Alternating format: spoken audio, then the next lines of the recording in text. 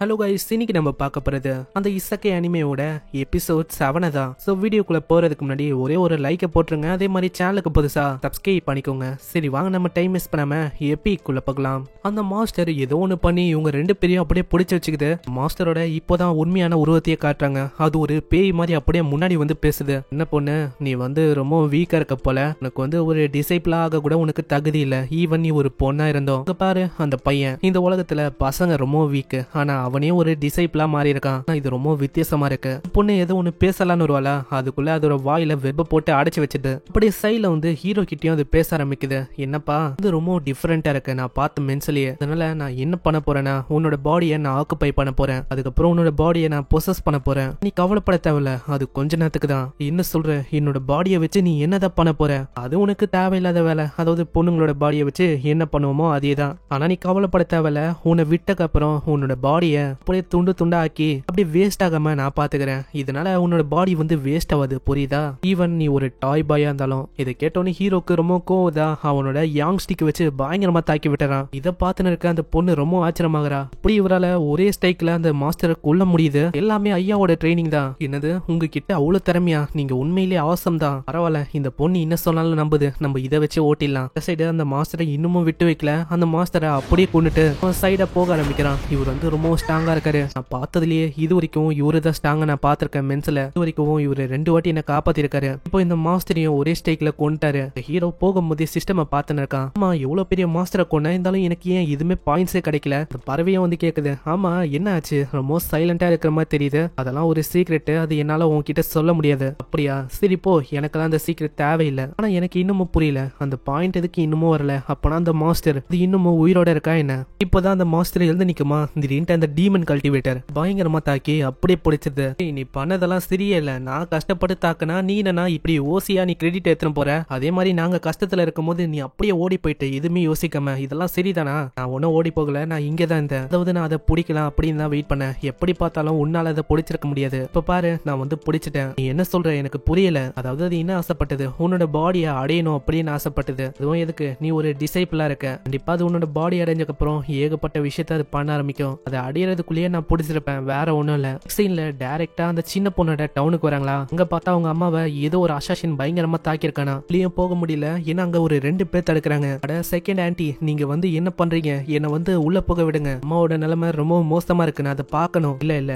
உனக்கும் இந்த சாக்குக்கும் இதுக்கு மேல சம்பந்தமே இல்ல. நீ அம்போன்னு விட்டு போன, இதுக்கப்புறம் எதுக்கு இப்போ வந்திருக்க? உங்களுக்கு என்ன அவ என்ன சொல்றா அப்படின்னு தெரியலையா என்ன? அடடே, நான் வந்து பார்க்கவே இல்லப்பா. பின்னாடி ஒரு அழகான ஹேண்ட்ஸமான மேன் இருக்கானா. ரொம்ப வருஷத்துக்கு அப்புறம் இவன மாதிரி ஒரு பையனை நான் பாக்குறேன். ஹீரோ கேள்வி கேட்க ஆரம்பிக்கிறான். ஆமா, உங்களுக்கு எல்லாம் மானம் சூடு சொன்ன ஏதாச்சும் இருக்கா? வந்து அவங்க அம்மாவை பார்க்கலாம் அப்படின்னு போறா, அதை போய் தடுக்கிறீங்க. ஆமா, நீ யாரா? என்னோட பவரை வச்சு நான் தாக்கிடுவேன் பாத்துக்கோ. அதெல்லாம் கண்டுக்காம ஹீரோ ஒரே பஞ்சிலே நாக் அவுட் பண்ணிடுறான். இதெல்லாம் பார்த்துன்னு இருக்க அந்த வயசானவங்களுக்கு ரொம்ப கோவதா. அவங்க தாக்கலான்னு வந்தா அந்த கோஸ்ட் கல்டிவேட்டர் அது வந்து முச்சு கட்டிது. சரி, நம்ம வந்த வேலையை பார்க்கலாமா? உள்ள போய் பார்க்கும் போது தெரியுது உங்க அம்மாவோட நிலைமை ரொம்ப மோசமா தான் இருக்கு. ஆமா, உங்களுக்கு என்னதான் ஆச்சு? நீ கவலைப்படாதமா, பக்கத்துல தான் டாக்டர் இருக்காரு, அவரு கூடிய சீக்கிரத்துல வருவாரு. நான் கவலைப்படல. உன் பின்னாடி அவங்க 2 பேர் யாரு? அவங்கள பத்தி கேக்குறீங்களா? அவங்க 2 பேரும் என்னோட ஃப்ரெண்டு தான், அதனால நீங்க கவலைப்பட தேவையில்ல. ஓ அப்படியாமா, அப்பனா ஓகே தான், அப்போ பிரச்சனை இல்ல. என்ன பண்ணு, எனக்காக போய் சொல்ல முடியுமா? சரி சரி, நான் வந்து அதே மாதிரி பண்றேமா. அவங்க போனதுக்கு அப்புறம் அங்க வந்து இப்பதான் அவங்க எல்லா விஷயத்தையும் சொல்றாங்க. ஆமா, அவங்க 2 பேரை பார்த்தா இவளோட ஃப்ரெண்டு மாதிரி எனக்கு தெரியல. உண்மையிலேயே யாரு தான்? அவதான் சொன்னால, அதாவது உங்க பொண்ணை காப்பாத்தின ஃப்ரெண்ட்ஸ் நாங்க. எதுக்கு கேக்குறேன்னா, இதே மாதிரி ஸ்பை கூட இங்க வரதுக்கு வாய்ப்பு இருக்கு. அதனால தான் எனக்கு வேற அடிபட்டிருக்கு, என்னால சரியா குணமாக முடியல. அவங்களோட காயத்தை பார்க்கும்போது இதே காயம் தான், அதாவது இதே மாதிரி தான் ஃபேரி பொண்ணுக்கும் அடிபட்டிருக்கும். அப்பனா இதுக்கு பின்னாடி அந்த ஈவில் கல்டிவேட்டர் அந்த யாங் மாதிரியே வேற எவனாச்சிருக்கானா என்ன? அதே காயம் தான் இங்கேயும் இருக்கு. இருந்தாலும் பரவாயில்ல, என்னால ஹீல் பண்ண முடியும். சிஸ்டம் வச்சு அவன் ஹீல் பண்ண பாக்குறானா. அதான் ஹீல் பண்ண பார்த்தாலும் ஆளுக்கிட்ட அவளுக்கும் போதுமான அளவுக்கு எனர்ஜி இல்லையா. நம்ம மன்னிச்சிருங்க, என்கிட்ட போதுமான அளவுக்கு எனர்ஜி இல்ல. பரவாயில்ல, நீ வந்து பாதியாச்சு ஹீல் பண்ணிய. இதுக்கப்புறம் அவன் குளிச்சு நிற்பானா. அங்க இவன் நிம்மதியா குளிக்கும் போது பின்னாடி அந்த கோஸ்ட் கல்டிவேட்டர் அது வந்து நிக்குது. ஆமா, நீ வந்து இங்க என்ன பண்ற? சரி, அது இருக்கட்டும். என் மூஞ்சில ஏதோ ஒரு விஷயத்த கக்குனிய, இது என்னது? ஒரு மாதிரி ஸ்டிக்கியாவும் ரொம்ப ஒரு மாதிரி டேஸ்டியாவும் இருக்கு. என்ன ஏதாச்சும் ஒரு வகையான மெடிசனா? ஏய் என்னப்பா, என்ன வந்து உன்னோட பாடியை ரிசர்ச் பண்றதுக்கு விட மாட்டியா? வாய்ப்பே இல்ல. ஆனா இப்ப எதுக்கு நீ ரொம்ப நெருக்கமா வர? நீ இப்படி எல்லாம் ஒன்னும் என் கூட பண்ணக்கூடாது. அங்க அந்த சின்ன பொண்ணு வந்து தப்பா எடுத்துக்கிறா. ஆமா, நீங்க 2 பேரும் என்ன பண்ணிருக்கீங்க? வந்து தப்பான நேரத்துல வந்துட்டனும். இல்ல இல்ல, நீ நினைக்கிற மாதிரி எல்லாம் இல்ல. நெக்ஸ்ட் சீன்ல அந்த பறவையும் வந்து சொல்லுது, நான் வந்து இந்த சிட்டி முழுக்க தேடி பார்த்தேன், இங்க ஏகப்பட்ட விஷயம் மர்மமா இருக்குப்பா. ஏன்னா இந்த சிட்டிக்குள்ள இன்னொரு ஒரு உலகம் இருக்கு, அதுதான் கோஸ்டோட உலகம். அங்க இருந்து தான் இந்த பிரச்சனை ஆரம்பிக்குது. இதுல இருந்து தான் அசாசின் வந்து இவங்க அம்மாவையும் கொலை ட்ரை பண்ணிருக்காங்க. ஓ எவ்வளவு விஷயமா? அப்பனா நம்ம என்ன பண்ணலாம், நம்ம வந்து டைரக்டா அங்க போலாம். நீங்க என்ன பண்ணுங்க, அம்மாவை நீங்க ப்ரொடெக்ட் பண்ணுங்க, நீயும் உங்க அம்மா கூடியேரு. அதே மாதிரி என்கிட்ட இந்த பொருள் இருக்கு, இதை வச்சு 10 மீட்டருக்குள்ள நம்மளால பேசிக்க முடியும். அவுல்மியாவும் தான் அதை பார்த்து அவங்க ரொம்ப ஆச்சரியமாகறாங்க. என்ன புதுசா இருக்கு, இது வந்து வித்தியாசமான மிருகமா இருக்கு. நான் வந்து இதுக்கெல்லாம் ஒத்துக்கணும்னா நீ வந்து கண்டிப்பா இது என்னதுன்னு சொல்லணும், அதே மாதிரி இதை ரிசர்ச் பண்றதுக்கு எனக்கு கொடுக்கணும். ஓ விஷயம் அப்படியா, அப்பனா நீங்க எடுத்துக்கலாம், இதை கொல்ல முடியாது. சீன்ல அவுல்மியா வச்சு அந்த 2வது ஆண்டி இருக்காங்களே அவங்க பின்னாடியே அனுப்பி வரான். அவங்க பார்த்தா ஒரு வித்தியாசமான இடத்துக்கு போறாங்க. ஏதோ ஒரு பேரியர் இருக்கா, அதனால அவுல்மியாவால உள்ள போக முடியல. இதுதான் அந்த கோஸ்டோட உலகம் போல, நம்மளுக்கு வேற வழி இல்ல, நம்ம வந்து உள்ள போகலாம். ஏய் பைத்தியக்காரா, உள்ள போனா நம்ம செத்துருவோம்டா. நீ வந்து என்ன பேசின்னு இருக்க, முதல்ல கத்துறது நித்ரியா. இப்போ நீ கத்தி மத்தவங்க யாராச்சும் வந்துட போறாங்க. அங்க முன்னாடியே ஏகப்பட்ட மம்மிஸ் எல்லாம் அப்படியே சுத்தி வச்சிருக்காங்க. கீழே ஏதோ ஒரு ரிச்சுவலும் நடக்குது. அந்த ரிச்சுவல் பண்றதே அவங்க 2 பேர் தான். இவங்க வந்து யாரையோ சமன் பண்றாங்கன்னு நினைக்கிறேன். அங்க திடீர்னு ஒரு புல் மாதிரி இருக்க ஒரு மாஸ்டர் வருது. என்ன எப்படியோ சமன் பண்ணிட்டீங்க, அது ஓகே தான். அவன் எங்க, அவன் வந்து இன்னமும் இங்க வரவே இல்லையே. நீங்க பாத்தீங்களா இல்லையா, அவ வந்து பிளட் மீட்டை கலெக்ட் பண்ணாலா இல்லையா? அவளை கொஞ்ச நாளாவே காணோம். நாங்க ரீசெண்ட் டேஸாவே அவளை பார்க்கவே இல்ல. அப்படியா, இப்ப மாஸ்டரை நான் எப்படி வெளில கொண்டு வரது? பிளட் மீட் இருந்தா ஒண்டிதான் அவரை வெளியில கொண்டு வர முடியும். இப்பதான் நம்ம ஹீரோக்கே ஒரு விஷயம் புரியுது. அந்த ஜினியோ அது யாருன்னா, வெளியில ஒரு சிலந்தி மாதிரி ஒரு மாஸ்டரை பார்த்திருப்பால, அந்த மாஸ்டரை தான் இவன் வந்து இப்படி சொல்றான். இங்க 2 பேரும் ஒண்ணுத்துக்கும் லைக் இல்ல, உங்களை வச்சு நான் என்னதான் பண்றது? ஆனா இப்ப என்ன பண்றது, நான் வந்து ஏதாச்சும் ஒண்ணு பண்ணல.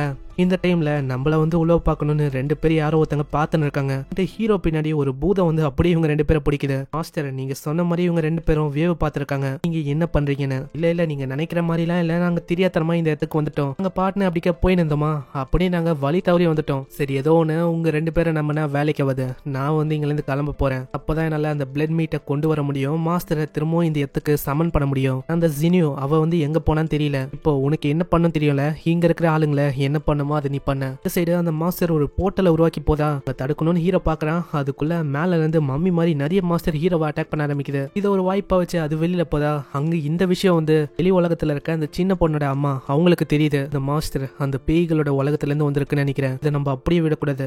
அம்மா நீங்க வந்து என்ன பண்ணிருக்கீங்க, உங்களுக்கு இன்னுமா அது ஹீல் ஆகல, அதுக்குள்ள நீங்க சண்டை போட போறீங்களா என்ன? இப்போ என்ன பண்ணதுக்குன்னா வேற வழியில நம்ம போராடி ஆகணும். இந்த சைடு அந்த பொண்ணை பயங்கரமா கத்துறான். அம்மா நீ வந்து எங்கடா இருக்க, இப்போ இங்க பிரச்சனையே ரொம்ப மோசமா போகுது. இந்த சைடு ஹீரோ அங்க பயங்கரமா ஃபைட் பண்ணானா, இந்த அளவுங்க அதுங்களுக்கு அவளைக்கும் பெருசா எதுவும் ஆகல. பரவாயில்ல, உன்கிட்ட நிறையவே மேஜிக் வெப்பன்லாம் இருக்கு போல.